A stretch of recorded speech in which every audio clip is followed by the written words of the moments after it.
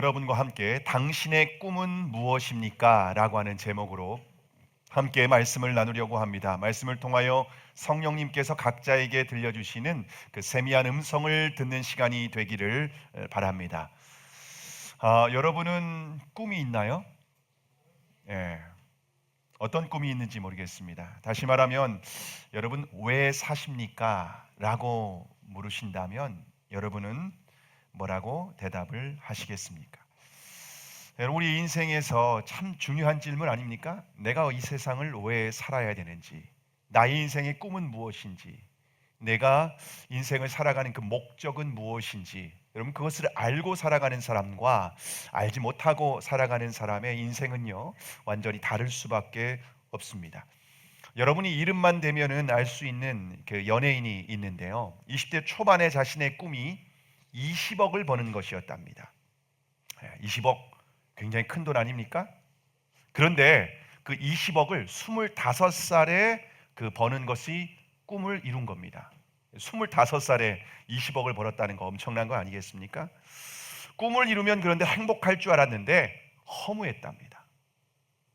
그 다음 꿈으로 K-팝 최초 미국 진출이라는 목표를, 그 꿈을 갖게 됩니다. 그리고 5년 동안 시간과 물질, 에너지를 다 투자하고 그리고 앨범을 발매하려고 하는 모든 준비를 마쳤습니다. 그런데 미국의 리먼 브라더스 사태로 인하여서 금융 위기를 맞이하게 됩니다. 그래서 자신이 준비한 모든 꿈이 하루아침에 물거품처럼 사라져 버리게 됩니다.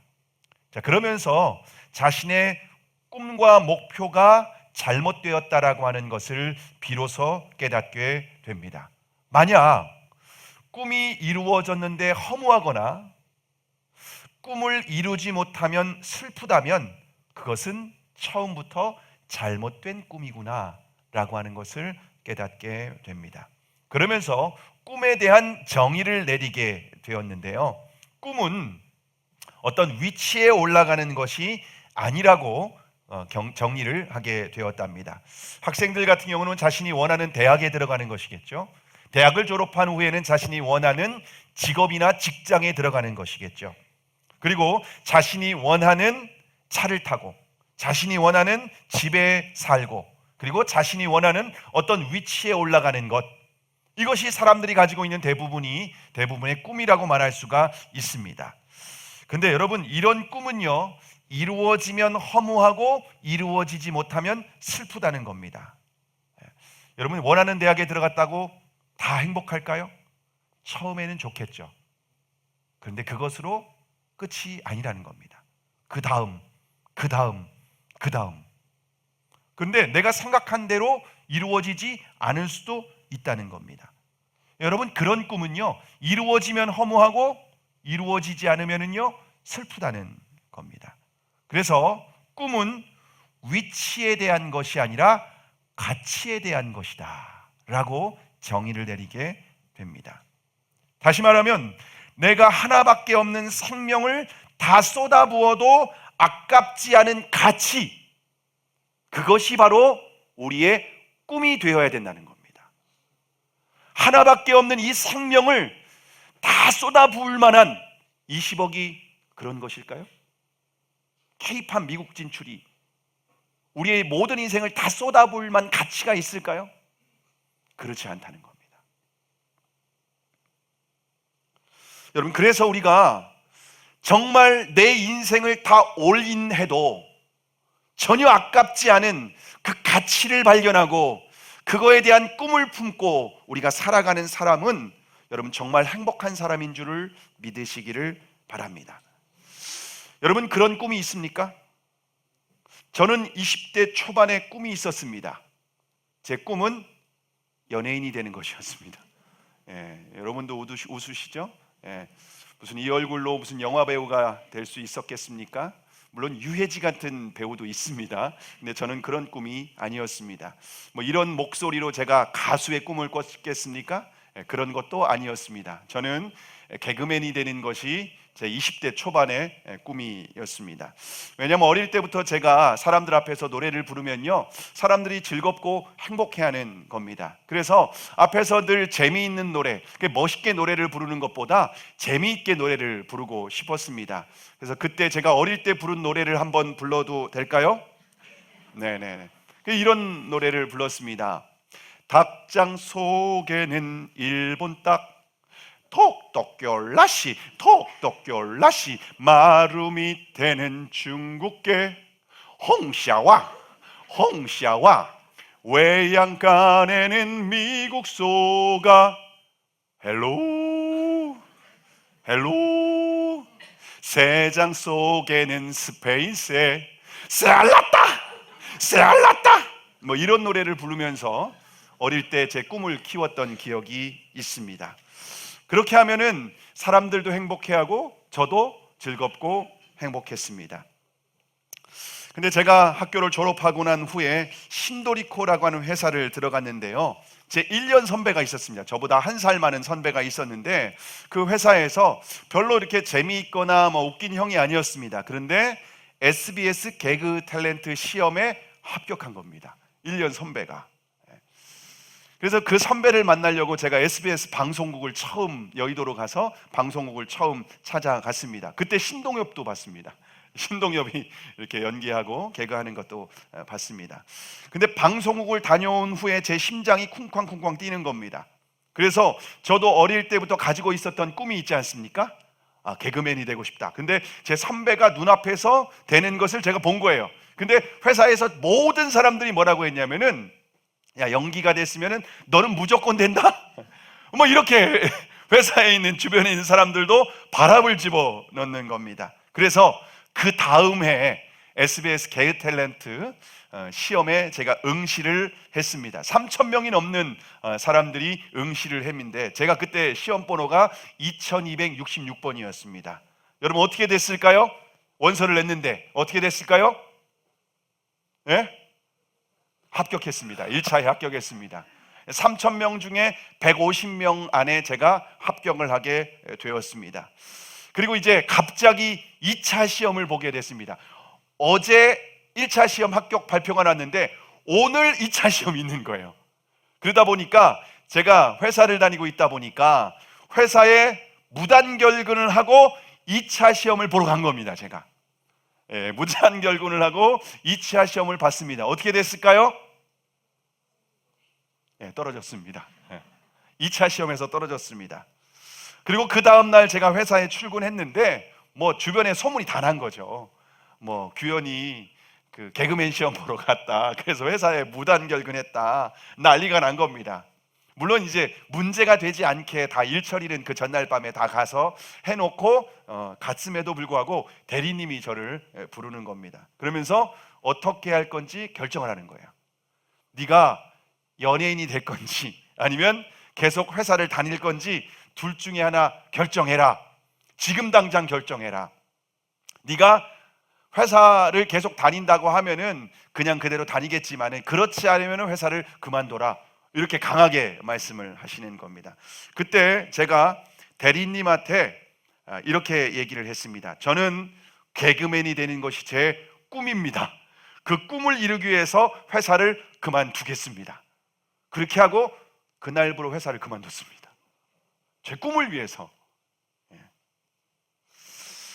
그리고 나서 이제 제가 연예인이 되기 위해서 먼저 해결해야 될 것이 무엇이었냐면요, 군대 문제였습니다. 군대 문제를 먼저 해결해야 되는데 해병대를 갈까 현역에 지원해서 갈까 이렇게 고민을 하고 있었는데요, 그때 제가 뭘 알았냐면요, 방위산업체에서 근무하면 군복무를 해결할 수 있다라고 하는 소식을 제가 듣게 되었습니다. 그러면 방위산업체에서 근무하면서 그리고 일도 하고 군복무도 해결하고 연예인 준비도 하고, 일석이조라고 하는 생각이 들었던 겁니다.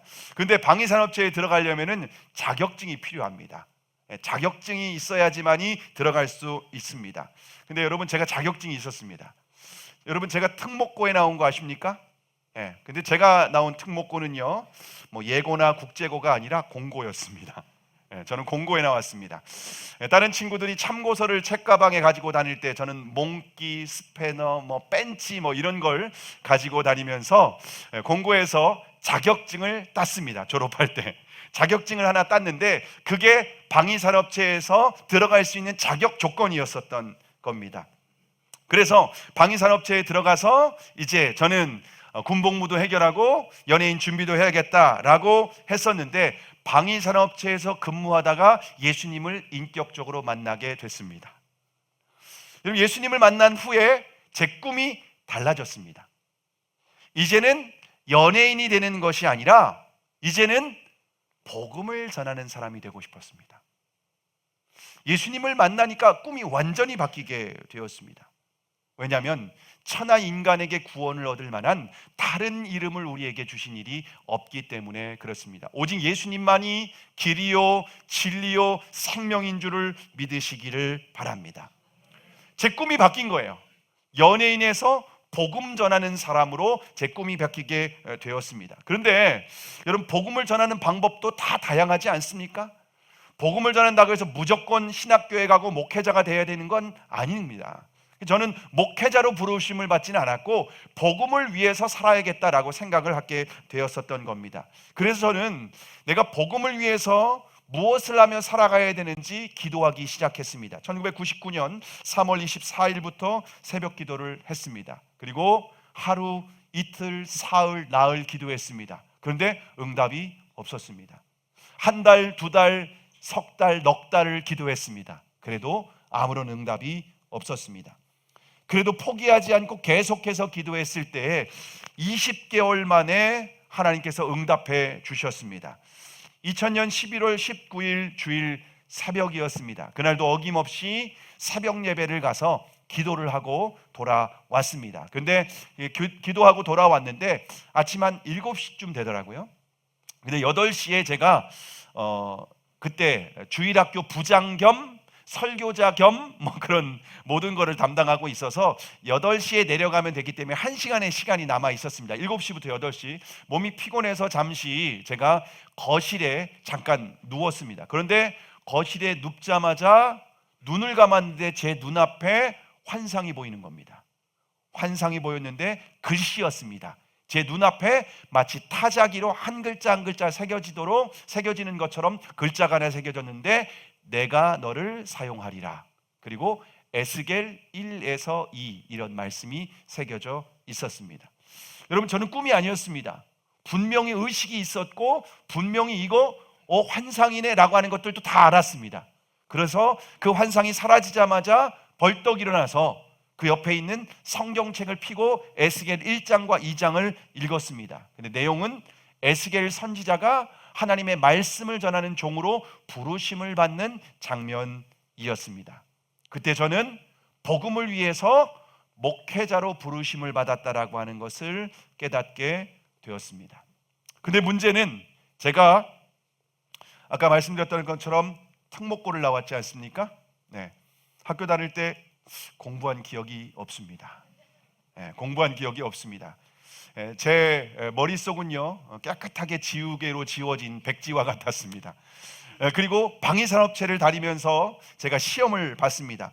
그 응답받기 4일 전, 5일 전에 11월 15일 날 제가 수능 시험을 봤습니다. 그런데 공부를 많이 하지 않고 방위산업체에서 근무하면서 수능 시험을 봤기 때문에 신학교를 들어갈 수 있는 점수가 아니었습니다. 그런데 제가 소명을 받았기 때문에 혹시나 미달을 기대하고 그리고 농어촌 특별 전형으로 제가 지원을 했습니다. 제가 시골에서 자랐습니다. 그렇게 보이나요? 그렇게 안 보이죠? 도시에서 자란 것 같죠? 시골에서 자랐습니다. 농어촌 특별 전형으로 제가 원서 접수를 했습니다. 그리고 나서 면접을 봤는데요. 그때 이제 성적 70%, 면접 30% 이렇게 반영이 됐습니다. 면접관이 어떻게 지원했냐라고 이렇게 묻더라고요. 그래서 저는 주님의 사명을 받고 이렇게 지원을 하게 되었습니다. 저는 반드시 목회를 해야 됩니다. 만약 올해 떨어지면 내년에 다시 오겠습니다. 면접관한테 그렇게 제가 면접을 보고 나왔습니다. 근데 저는 제 점수로 신학교를 들어갈 수 없겠다라고 생각하고 내년 수능 시험을 다시 준비해야겠다라고 기다리고 있었습니다. 그리고 얼마 후에 집에 침례신학대학교라고 하는 곳에서 이제 서류 봉투가 하나 도착을 하게 됩니다. 학교에서 불합격한 사람한테 이런 봉투를 보내주나? 저는 그런 생각을 하고서 봉투를 딱 열었습니다. 그런데 봉투 딱 꺼냈는데 그 서류 안에 맨 위에 합격이라고 하는 그런 글이 서 있었습니다. 오늘 우리 현선이도 보니까 우리 카톡방에 고등학교 합격증을 우리 카톡방에 올려줬었는데 합격이라는 글씨가 새겨져 있었습니다. 너무 기뻤죠. 내가 진짜 하나님이 나를 부르셨는데 이렇게 합격이라고 하는 통지서를 받게 되었다라고 하는 너무나도 기쁜 날이었습니다. 근데 놀라운 것은 그날이 제 생일이었습니다. 생일날 하나님께서 제 생일 선물로 합격증을 선물로 주셨습니다. 여러분, 그래서 2001년도 3월에 저는 침례신학대학교에 입학하게 되었습니다. 우리 교회 배성현 목사님이 01학번 동기입니다. 우리 배성현 목사님은 우수한 성적으로 들어왔고 저는 우스운 성적으로 들어갔습니다. 저는 신학교에 들어가서 1학년 때부터 4학년 때까지 열심히 공부했습니다. 제가 남들보다 부족하다, 나는 자격 미달이라고 하는 마음으로 더 열심히 공부를 했습니다. 그래서 새벽마다 성경을 읽어야겠다라고 생각하고 새벽마다 성경 통독을 했는데 혼자 하면 힘드니까 성경 통독 동아리를 만들었습니다. 그리고 성경 통독 동아리를 만들고 매일 새벽마다 성경을 50장씩 읽었습니다. 그리고 4년 동안 성경을 20독을 했습니다. 그리고 저녁이 되면은 기도실에 들어가서 기도를 했습니다. 매일 저녁 9시에 가서 기도실에 가서 기도하고 월요일 날에는 예사모 회원들하고 예사모는요 예수님을 사랑하는 40대 모임이 예사모였습니다. 근데 저는 26살이었는데 얼굴 나이가 40대라고 받아줘가지고 매주 월요일 날에 갈멜산엔 기도원에 가서 소나무 뿌리를 뽑아가면서 그렇게 기도를 했습니다. 그렇게 4년 동안 그렇게 말씀을 읽고 기도하고 여러분 신학 공부도 열심히 했습니다. 물론 그 장학금 면제를 여러 번 받았지만은요 장학금도 받았습니다.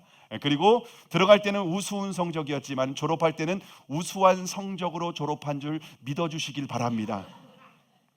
신학교를 졸업한 후에는 제가 대학원을 나오고 목사 안수를 받고 교회를 열심히 사역하며 섬기고 있었습니다. 근데 2018년 1월 달이었습니다. 2018년 1월 말에 선교단체에서 진행하고 있는 수련회가 있었는데 그 가족 수련회에 저희 가족들이 다 참석을 하게 되었습니다. 그리고 선교사님이 전하는 그 말씀을 듣고 제가 기도를 하는데 갑자기 주님께서 저에게 이렇게 말씀을 하시는 겁니다. 너는 나와 상관없는 길을 가고 있다. 저는 충격이었습니다. 저는 복음을 위해서 살아야겠다라고 생각하고 또 주님께서 목회자로 저를 부르셔서 신학을 공부하고 대학원까지 다 졸업을 하고 사역을 하고 있는데 주님과 상관없는 길을 가고 있다는 겁니다. 충격을 받았습니다. 그러면서 주님께서 하시는 말씀이 너는 내가 가라고 하는 좁은 길을 가는 것이 아니라 네가 가고 싶은 넓은 길을 가고 있다라고 말씀을 하셨습니다. 그러면서 주님께서 십자가를 지고 나를 따라오지 않는 것은 나와 상관이 없다. 여러분, 우리가 예수님을 주님으로 믿습니다. 그런데 예수님을 주님으로 믿는데 나의 욕심, 나의 소원 성취를 위해서 예수님을 이용하는 사람들이 있고 그리고 예수님을 주님으로 믿되 주님께서 원하시는 십자가를 지고 주님을 따라가는 사람들이 있다는 겁니다. 교회 안에도 그래요.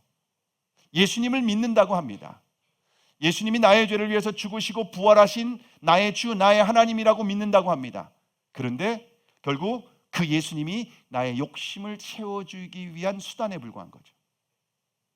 그건 예수님을 제대로 믿는 것이 아니고 주님은 뭐라고 말씀하시냐면은 너는 나와 상관이 없다. 저는 목회자였지만 주님으로부터 그 음성을 듣게 됩니다.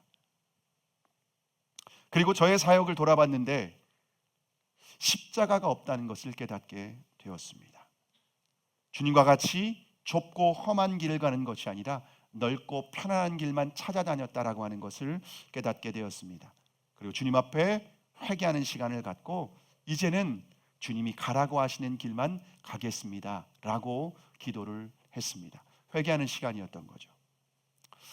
자, 그렇게 기도를 했는데 6개월 동안 두 군데 교회에서 담임 목사 청빙 기회가 있었습니다. 대전과 서울에 있는 교회에서, 제가 수원중앙침례교회에서 부사역자로 있었는데 두 군데에서 담임 목사로 청빙을 하고 싶다라고 하는 그러한 제안을 받게 되었습니다. 그리고 기도를 했는데 주님께서는 아무런 감동을 주시지 않았습니다.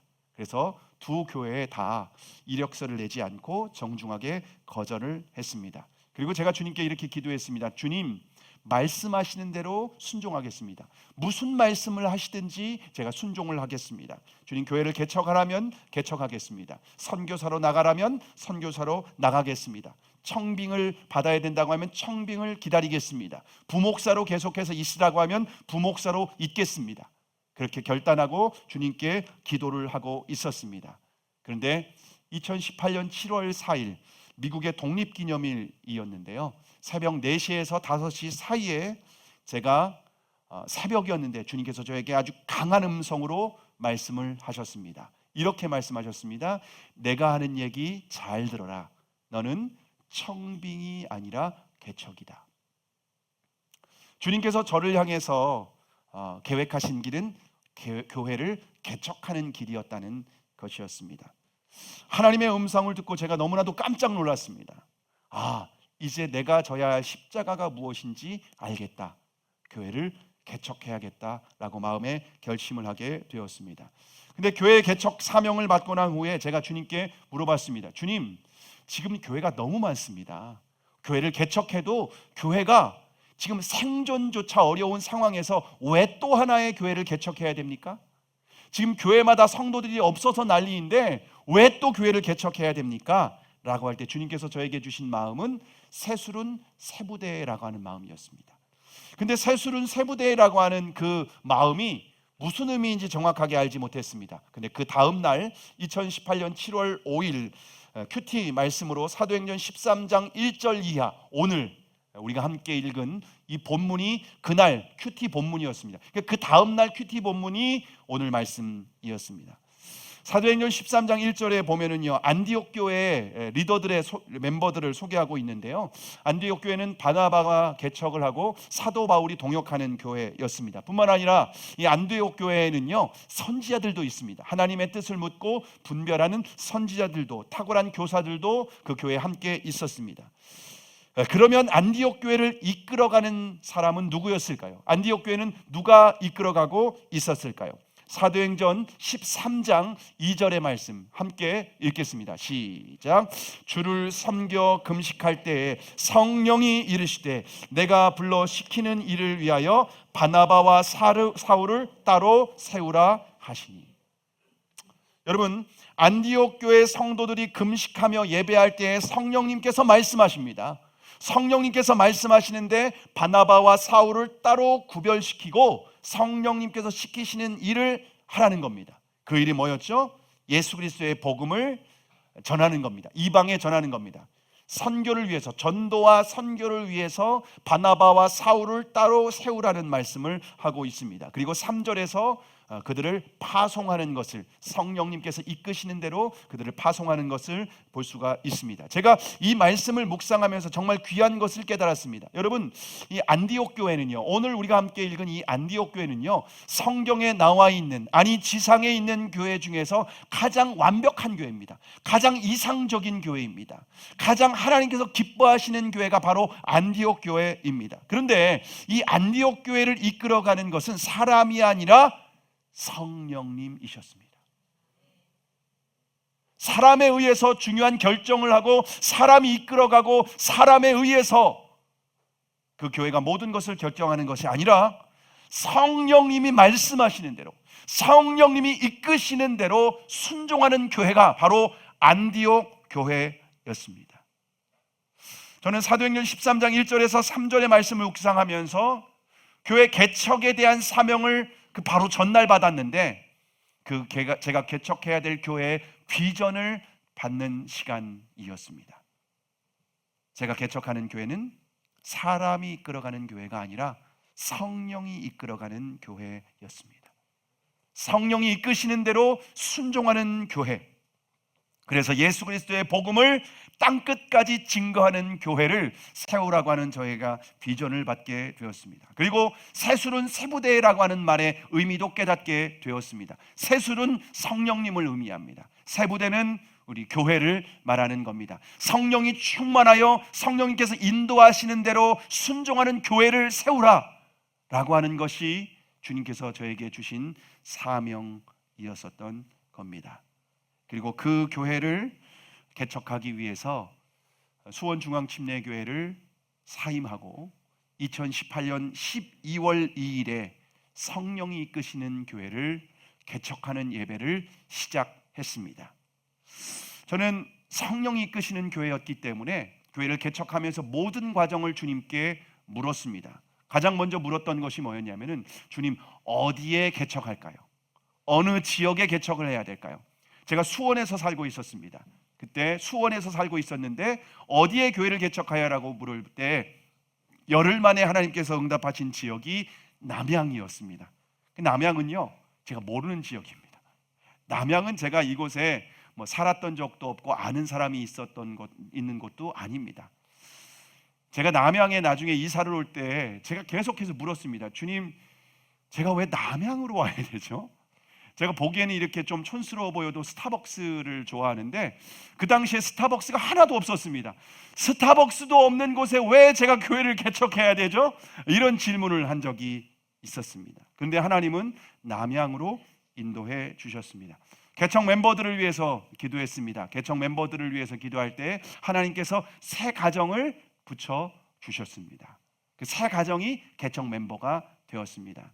그런데 여러분, 보통 목사님들이 개척하면요, 사모님들이 보통 피아노를 쳐요. 근데 제 아내는요, 피아노 음악을 즐겨 들었지만은 피아노를 치지는 못합니다. 그러면은 피아노 반주할 사람이 있어야 되지 않습니까? 예배를 드리려면 반주할 사람이 있어야 되지 않습니까? 근데 하나님께서 저의 제자들과 그리고 함께 제가 이게 동역했었던 예전에 청소년부를 했던 그 교사들이 함께 와서 찬양팀이 세팅이 된 겁니다. 그래서 우리 찬양팀이 그렇게 세팅이 되었습니다. 교회를 개척해야 되는데 이름이 필요하지 않습니까? 그런데 주님께서 저에게 주신 마음이 있었습니다. 사람을 살리는 교회가 됐으면 좋겠다. 사람을 살리는 교회. 여러분, 복음은 사람을 살리는 능력이 있습니다. 복음은 우리에게 영원한 생명을 줍니다. 교회는 사람을 살리는 교회가 될 줄로 믿습니다. 그래서 사람을 살리고 가정을 살리고 세상을 살리는 교회에서 더 살리는 교회라고 하는 이름을 정하게 되었습니다. 그리고 교회를 개척하고 주님께서 인도하시는 대로 여기까지 인도해 주셨습니다. 예배당 장소를 위해서 기도했습니다. 저희가 처음 개척을 했는데 예배당이 없어가지고 병점에 있는 유치원 강당에서 예배를 드렸습니다. 유치원 강당에서 예배를 6개월 동안 드리면서 하나님, 우리가 들어가야 될 예배당이 어디입니까? 예배당을 주세요. 우리가 들어가야 될 교회를 주세요. 건물을 주세요 라고 기도할 때 6개월 만에 인도하여 주시고 응답하신 곳이 바로 이곳입니다. 하나님께서 6개월 만에 응답하셨는데 교회를 개척하고 이런 교회를 들어오는 데까지는 여러분 10년이 걸립니다. 근데 우리는 6개월 만에 지름길로 하나님이 인도하셔서 여기로 인도해 주셨습니다. 교회 오시는 분들마다 교회가 너무 아름답다, 펜션 같다, 카페 같다, 뒤에는 산이 있고 앞에는 냇물이 흐르고, 우리 그 집사님들이 그 요 앞에 냇물에 가가지고서 잉어를 지금 뭐 한 이렇게 큰 잉어를 잡아다가 우리 연못에 넣어놓기도 했었습니다. 깨끗한 물이 앞에 흐르고 뒤에는 뭐 얼마나 가을 되면 밤이 떨어져서 우리 성도들이 밤을 주워 먹느라고 도토리도 떨어지고 고라니가 뛰어다닙니다. 뒷산에서. 아주 이렇게 깨끗하고 공기 맑은 곳으로 하나님께서 우리 교회를 이곳으로 인도해 주셨습니다. 지난 6년의 시간 동안 하나님께서 우리를 여기까지 인도해 주셨는데요, 성령님께서 친히 인도해 주셨습니다. 성도들을 양육하기 위한 양육 교제를 놓고 기도할 때 하나님이 주셨고, 모든 때를 따라 돕는 은혜로 하나님께서 신실하게 우리를 여기까지 인도해 주신 줄 믿으시기를 바랍니다. 지난 6년 동안 우리를 인도하신 우리 하나님께 감사와 영광의 박수를 다시 한번 올려드렸으면 좋겠습니다. 여러분, 교회를 개척했는데 6개월 후에 여기 이곳에 입당을 했는데 6개월 후에 코로나가 시작됐습니다. 코로나 기간이 한 3년이 됐습니다. 6년이 됐는데 3년은 코로나였습니다. 근데 그 6년의 시간 동안, 코로나 3년이 포함된 6년의 시간 동안 하나님이 우리를 이렇게까지 인도해 주셨고요. 6년 만에 하나님께서 함께 건강한 교회로 세울 수 있는 성도들을 보내주시고, 또 함께 동역할 수 있는 동역자들을 보내주신 줄 믿으시기를 바랍니다. 오늘 본문은 예수님의 사명이 무엇인지, 예수님의 꿈이 무엇인지 가르쳐주고 있습니다. 요한복음 17장 4절의 말씀인데요, 함께 읽겠습니다. 시작. 아버지께서 내게 하라고 주신 일을 내가 이루어 아버지를 이 세상에서 영화롭게 하였사오니. 하나님 아버지께서 예수님을 이 세상에 보내실 때에 하라고 하신 일이 있다는 거예요. 그래서 예수님은 이 땅에 오셔서 말씀을 가르치시고 병든 사람들을 치유해 주시고 하나님 나라의 복음을 전파하셨습니다. 뿐만 아니라 가난하고 고통받는 사람들을 위로하여 주시고 그들의 진정한 친구가 되어 주시기도 하셨습니다. 그런데 예수님께서 이 땅에 오신 궁극적인 목적은 한 가지였습니다.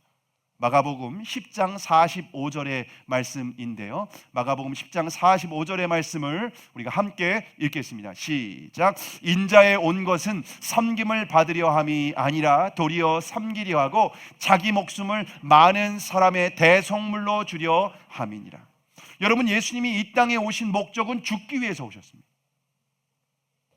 다시 말하면 십자가에서 자신의 생명을 내어주시고 물바피를 다 쏟으시고 죽음으로 말미암아 우리를 구원하시기 위해서 오신 줄을 믿으시기를 바랍니다. 왜냐하면 우리는 죄로 인하여서 영원한 지옥의 영부를 받을 수밖에 없는 죄인입니다. 그런데 우리의 죄를 위하여서 예수 그리스도께서 십자가에서 죽지 않으면 우리의 죄값을 해결할 수 없고 우리가 구원받을 수 없기 때문에 그렇습니다. 그러므로 저와 여러분이 구원받을 수 있는 유일한 길은 예수 그리스도의 십자가밖에 없는 줄을 믿으시기를 바랍니다. 예수님이 이 땅에 오셔서 우리를 구원하시기 위해서 십자가의 죽음으로 말미암아 하나님께서 하라고 하신 일, 그 사명을 감당하신 줄 믿으시기를 바랍니다. 그 사명을 감당함으로 하나님 아버지를 영화롭게 하셨습니다. 저와 여러분이 하나님을 영화롭게 할 수 있는 방법이 무엇일까요? 우리가 명문대학을 나오는 것일까요? 돈이 많을 버려서 유명한 사람이 되고 권력을 차지하는 것일까요? 우리가 하나님을 영화롭게 하는 방법은 성령이 이끄시는 대로 하나님께서 우리에게 하라고 하신 일을 감당할 때에, 십자가의 사명을 감당할 때에 하나님은 저와 여러분을 통해서 영광을 받으시는 줄 믿으시기를 바랍니다. 여러분, 그런데 우리는요, 축복은 원하지만 십자가는 원하지 않습니다. 아브라함과 같은 믿음은 원합니다. 그러나 독자 이삭을 바치는 것은 거부합니다. 요셉과 같은 꿈을 꾸기는 원합니다. 그러나 꿈을 위해 감옥에 갇히는 것은 거부합니다. 엘리야와 같은 능력을 원합니다. 그러나 목숨을 건 도전은 거부합니다. 다윗과 같은 하나님과의 친밀함을 원합니다. 그러나 외로운 광야의 시간은 거부합니다. 침례 요한과 같은 카리스마는 원합니다. 그러나 낙타 토롯과 석청은 거부합니다. 베드로와 같은 복음의 능력은 원합니다. 그러나 십자가에 거꾸로 매달리는 것은 거부합니다. 사도 바울과 같은 사역자가 되기를 원합니다. 그러나 고난과 위협, 감옥은 거부합니다. 천국은 원합니다. 그러나 십자가는 거부합니다. 그렇다면 우리는 더 이상 그리스도인이 아닙니다. 말씀을 마치려고 합니다. 그럼 모든 사람들은 다 죽습니다. 저도 죽고 여러분도 죽습니다. 근데 죽음으로 다 끝나는 것이 아닙니다. 죽음 이후에는 반드시 심판이 있습니다. 히브리서 9장 27절에 보면 한 번 죽는 것은 사람에게 정하신 것이요 그 후에는 심판이 있으리니 라고 말씀하고 있습니다. 여러분, 죽음 이후에는 반드시 우리가 이 땅을 어떻게 살았는지에 대한 대가를 지불하게 되어 있습니다. 예수 그리스도를 주님으로 믿고 주님의 말씀에 순종하며 이 땅을 살았던 사람들은 죄 사함 받고 우리를 구원해 주십니다. 예수님이 값을 지불했기 때문에 그렇습니다. 그러나 예수님을 믿지 않고 죄 사함 받지 못한 사람은 자신의 죄에 대한 대가를 지불해야 됩니다. 그 값은 영원한 지옥의 형벌입니다. 그러므로 예수 그리스도를 주님으로 믿지 않는 분들은 예수님의 십자가 복음을 믿음으로 죄 사함 받을 뿐만 아니라 하나님의 자녀가 되는 권세를 누리시기를 바랍니다. 여러분, 그런데 구원받은 것으로 끝나지 않습니다. 구원받은 사람에게 주님 앞에 섰을 때 또 한 가지 질문을 하십니다. 주님께서 이 땅에 우리가 삶을 마치고 주님 앞에 섰을 때 구원받은 사람들에게 이렇게 물으실 겁니다. 너 뭐 하다 왔냐? 내가 너에게 맡겨준 십자가의 사명 감당했냐? 내가 너에게 하라고 한 일을 감당했냐?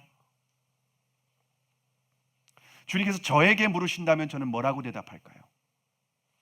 저는 복음을 위해서 성령이 이끄시는 교회를 세우고 섬기다가 주님 앞에 왔습니다. 그럴 때 주님은 아마 이렇게 말씀하실 것 같습니다.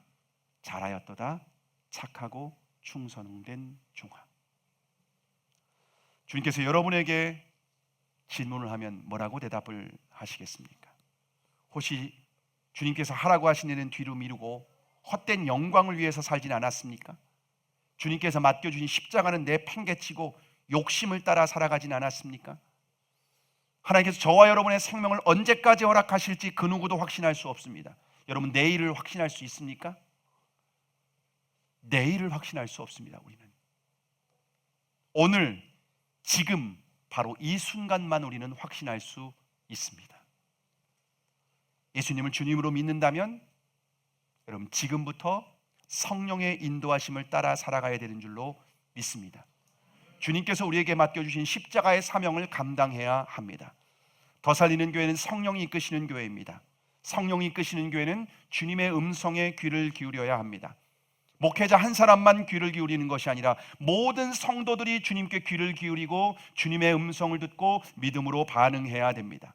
때로는 우리의 상식을 뛰어넘는 말씀을 하실 때도 있습니다.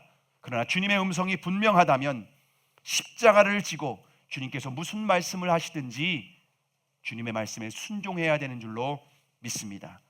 그러면 하나님께서는 저와 여러분을 통해 영광을 받으실 뿐만 아니라 사람을 살리고 가정을 살리고 세상을 살리는 교회로 우리 교회를 사용하여 주실 줄로 믿습니다. 그렇게 쓰임받는 저와 여러분이 되기를 주님의 이름으로 축복합니다.